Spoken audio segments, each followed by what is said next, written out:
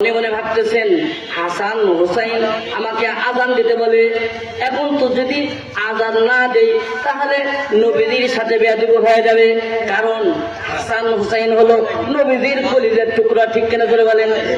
নবীজির কলিজার টুকরা হাসান হুসাইন আজান দিতে বলতেছে, এবার যদি আজান না দেই তাহলে তো নবীজির সাথে বেয়াদবি হয়ে যায়। এই জন্য বিলাল রাদিয়াল্লাহু তাআলা আনহু হাসান হুসাইনের কথা শুনে এবার আজান দেওয়া শুরু করছে। কি দেওয়া শুরু করছে ধরে বলেন? আজান দেওয়া শুরু করছে। হযরতে বিলাল রাদিয়াল্লাহু তাআলা আনহু আজানের আওয়াজ যতদূর পর্যন্ত গিয়েছে, মদিনার আনাচে কানাচে থেকে হাজার হাজার মানুষ কান্না করতে করতে মসজিদে দৌড় দিয়েছে। সুবহানাল্লাহ বলেন। ও ভাই, এটা হলো আশিকে রাসূল। এটা কি বলেন? দুনিয়া কি মসজিদ में तेरा नाम रहेगा, दुनिया की मस्जिद में तेरा नाम रहेगा, बिलाल तेरा नाम से इस्लाम रहेगा, बिलाल तेरा नाम से इस्लाम रहेगा। ঠিক কিনা ধরে বলেন? ও ভাই, এই বিলাল রাদিয়াল্লাহু তাআলা আনহু এত সম্মানী ছিলেন, এত সম্মানী ছিলেন। মক্কা বিজয়ের পরে, মক্কা যখন বিজয় হয়, বিজয় হওয়ার পরে আল্লাহর পয়গম্বর সাহাবাদের সাথে পরামর্শ করে যে মসজিদে কে আজান দেবে বলো। আর একটা উদাহরণ দিয়ে আপনাদেরকে বলি। হযরত বিলাল রাদিয়াল্লাহু তাআলা আনহুর নাম শুনছেন আপনারা? উনি একজন গোলাম ছিলেন, কালো কুৎসিত ছিলেন, কিন্তু আশিকে রাসূল ছিলেন। কি ছিলেন? আশিকে রাসূল ছিলেন।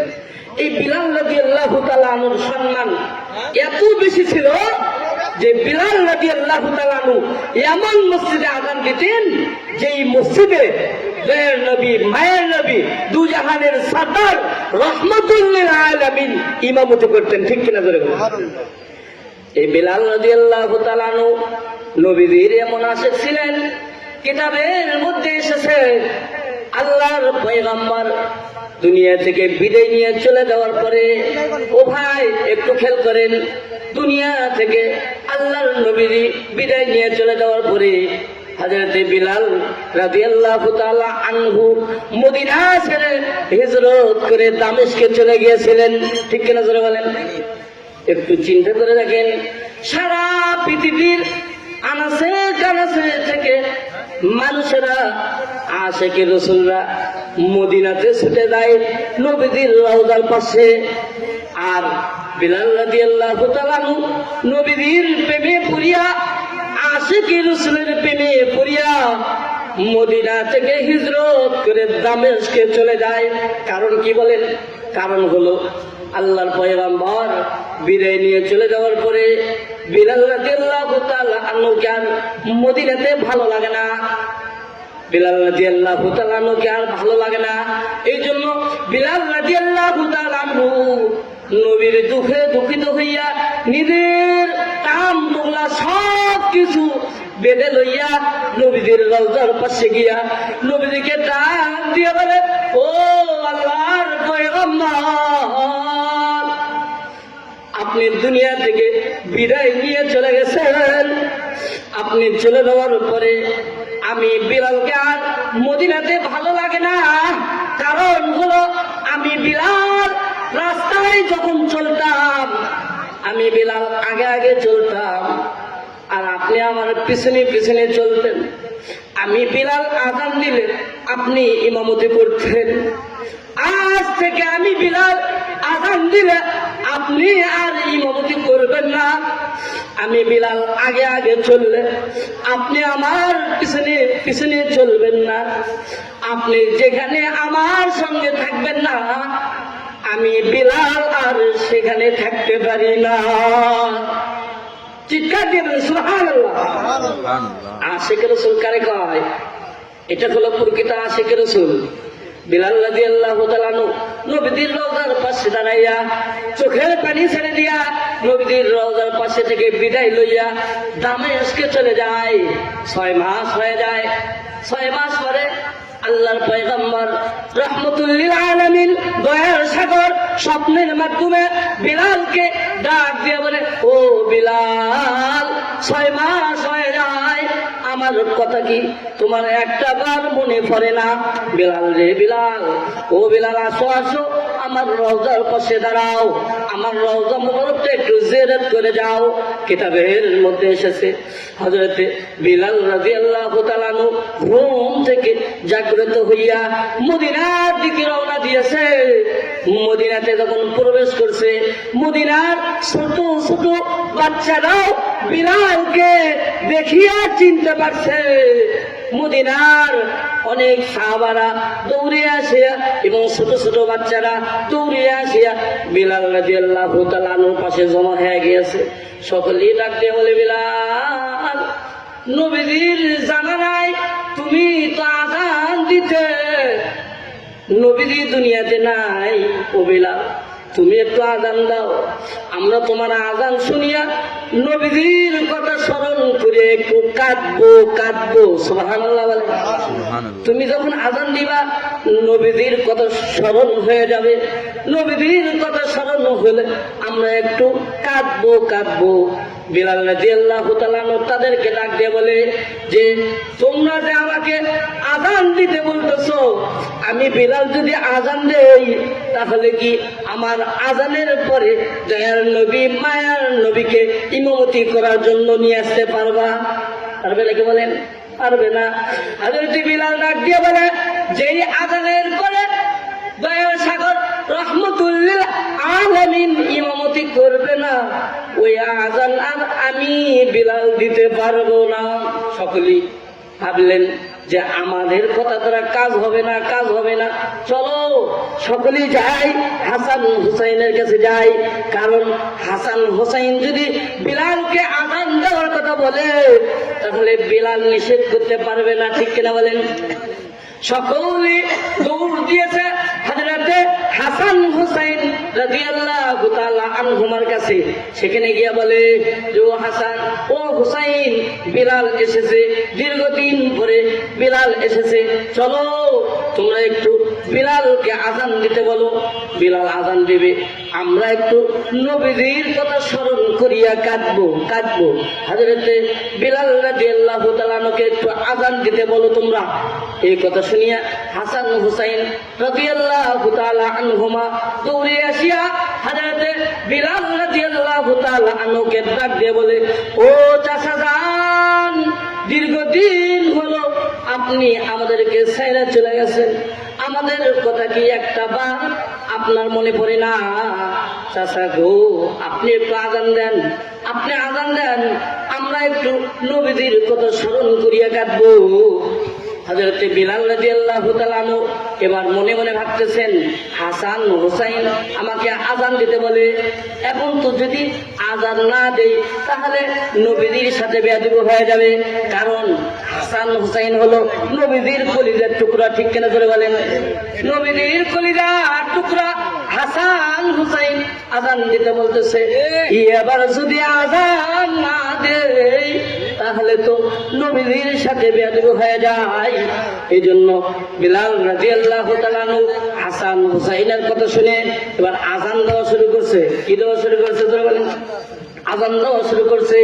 হযরতে বিলাল রাদিয়াল্লাহু তাআলা আনহুর আযানের আওয়াজ যতদূর পর্যন্ত গিয়েছে, মদিনার আনাচে কানাচে থেকে হাজার হাজার মানুষ কান্না করতে করতে মসজিদে দৌড় দিয়েছে। সুবহানাল্লাহ বলেন। ও ভাই, এটা হলো আশিক রাসূল। এটা কি বলেন?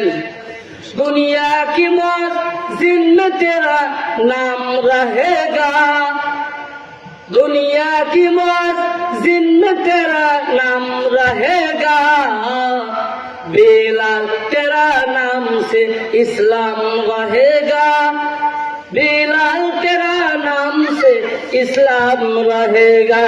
ঠিক কিনা করে বলেন? ও ভাই, এই বিলাল রাদিয়াল্লাহু তাআলা আনহু এত সম্মানী ছিলেন মক্কা বিজয়ের পরে মক্কা যখন বিজয় হওয়ার পরে আল্লাহর পয়গম্বর সাহাবাদের সাথে পরামর্শ করে যে মসজিদে কে আজান দেবে, বলো। সকলের সাথে পরামর্শ করে, কেউ বলে ওসমান আজান দেবে, কেউ বলে আলী রাদিয়াল্লাহু তাআলা আজান দেবে, বড় বড় সাহাবাদের নাম বলে। আবার কেউ বলে কালো বিলাল আজান দেবে। কে আজান দেবে? কালো বিলাল আজান দেবে। আল্লাহর পয়গম্বর বিলালকে ডাক দিয়ে বলো, বিলাল তুমি তো ইসলামের জন্য অনেক কষ্ট করেছো। ও বিলাল, আমি যেই মসজিদে নামাজ পড়াবো এখন, তুমি এই মসজিদের এখন থেকে আজান দিবা। সুবহানাল্লাহ বলেন। তুমি আজান দিবা। বিলাল রাদিয়াল্লাহু তাআলা আজান দেয়। তো কিছুদিন পরে দেখা যায় সাধারণ মুসলমান যারা মুসলমান হইতেছে, নতুন মুসলমান হইতেছে, তাদের মধ্যে বিলালকে নিয়ে সমালোচনা কয় দুজাহানের সরদার সাইয়্যিদুল মুরসালিন যেই মসজিদের ইমামতি করে সেই মসজিদে ভালো একজন মুয়াজ্জিন হওয়া দরকার। বিলাল তো কালো একজন কুৎসিত মানুষ, জবানটাও তোতলা, শিন উচ্চারণ করতে পারে না। আশহাদু আল্লাহ ইলাহা ইল্লাল্লাহ, আশহাদু আল্লাহর শিনটা ঠিক মতো উচ্চারণ করতে পারে না। উনি আশহাদু আল্লাহর জায়গায় আশহাদু বলে। সাহাবারা বলে ইয়া রাসূলুল্লাহ, আপনার মসজিদে ভালো একজন মুয়াজ্জিন হওয়া দরকার। আল্লাহর পয়গম্বর তাদের পরামর্শ অনুযায়ী নতুন একজন মুয়াজ্জিন নিযুক্ত করেছে। বিলাল যখন মসজিদে এসেছে, আল্লাহর পয়গম্বর বিলাল রাদিয়াল্লাহু তাআলাকে ডাক দিয়ে বলো, বিলাল আজকের পর থেকে তুমি আর এই মসজিদে আজান দিতে পারবা না। নতুন মুয়াজ্জিন ঠিক করা হয়েছে। কি ঠিক করা হয়েছে? হযরত বিলাল রাদিয়াল্লাহু তাআলা এই কথা শুনিয়া এশারের পরে আর বাড়িতে যায় নাই, মসজিদে সিজদায় পড়িয়া আল্লাহ তাআলা দরবারে কান্নাকাটি করে। আল্লাহ তাআলাকে ডেকে ডেকে বলে, মাবুদ, ও মাবুদ, আমি বিলাল কালো কুৎসিত হওয়ার কারণে, আমি বিলালের জবানটা তোতলা হওয়ার কারণে, আমি বিলাল গরিব হওয়ার কারণে, আমি বিলাল মূর্খ হওয়ার কারণে আজকে তোমার বন্ধু মুহাম্মাদুর রাসূলুল্লাহ সাল্লাল্লাহু আলাইহি ওয়াসাল্লামের মসজিদের আযান দেওয়া থেকে মাহরুম হয়ে গেলাম। ও মাবুদ, আমার জবান তো এমনি তোতলা হয় নাই, তোমার ইসলামের জন্যই তোতলা হয়েছে। ঠিক কিনা বলেন? উমাইয়া জিহ্বাতে পেরাক মেরেছিল। কি মেরেছিল? জিহ্বাতে পেরাক মেরেছিল। ইসলামের জন্যই তো আমার জিহ্বাটা তোতলা হয়েছে। ও মাবুদ, কালো তো আমি নিজে হই নাই, তুমি তো আমাকে কালো বানাইছো। ও মাবুদ, আমি তো গরিব নিজের থেকে হই নাই, তুমি তো আমাকে গরিব বানাইছো। সিজদায় পড়িয়া পুরাটা রাত বিলাল রাদিয়াল্লাহু তাআলা কান্না করতেছেন। এ দেখি নতুন মুয়াজ্জিন এসে ফজরের আজান দিয়েছে। আজানের পরে কিছু সময় পরে ফজর নামাজের সময় হয় কিনা বলেন? কিছু সময় পরে নামাজের সময় হয়ে যায়, কিন্তু ঘন্টার পর ঘন্টা চলে যায়, ফজরের নামাজের অর্থ আসে না। সুবহানাল্লাহ। জিবরাইল আলাইহিস সালাতু ওয়াস সালাম কিছু সময় পরে আল্লাহর পয়গম্বরের কাছে এসে বলে, ও আল্লাহর পয়গম্বর, আজকে কেন আপনার মসজিদে আজান হলো না? আল্লাহর নবী বলে, ভাই জিবরাইল, তুমি কি বলতেছো? আজকে তো আমার মসজিদে এতদিন যেই কণ্ঠ আজান হইতো তার চেয়েও সুন্দর কণ্ঠে আজান হয়েছে, তুমি বলতেছো আজান হয় নাই। জিবরাইল আলাইহিস সালাতু ওয়াস সালাম বলে, ইয়া রাসূলুল্লাহ, ইয়া হাবিবাল্লাহ, এতদিন আপনার মসজিদে আজান হতো, যে আজান শুধু দুনিয়ার মানুষ না, এমনকি আসমানের ফেরেশতারা, এমনকি আরশে আজিম পর্যন্ত ওই আজানের আওয়াজ পৌঁছিত, আমরা সকলেই সেই আজানের উত্তর দিতাম। সুবহানাল্লাহ। আরো যারা বলেন সুবহানাল্লাহ। কিন্তু আজকে যে আপনার মসজিদে আজান হয়েছে, এই আজানটা কেন কিন্তু আরো সে আজমি পৌঁছে নাই, নাই, এখনো সময় আছে। বিলাল মসজিদের কিনারায় সিজদায় পড়িয়া কাঁদে, বিলালকে উঠাইয়া তার দ্বারা আজান দেওয়ান, নতুবা কিয়ামত হয়ে যাবে। হবে, তবুও কিন্তু ফজরের নামাজের রক্ত হবে না। চিৎকার দিয়ে বলেন সুবহানাল্লাহ। ও ভাই, এটা হলো আশিক রাসূল।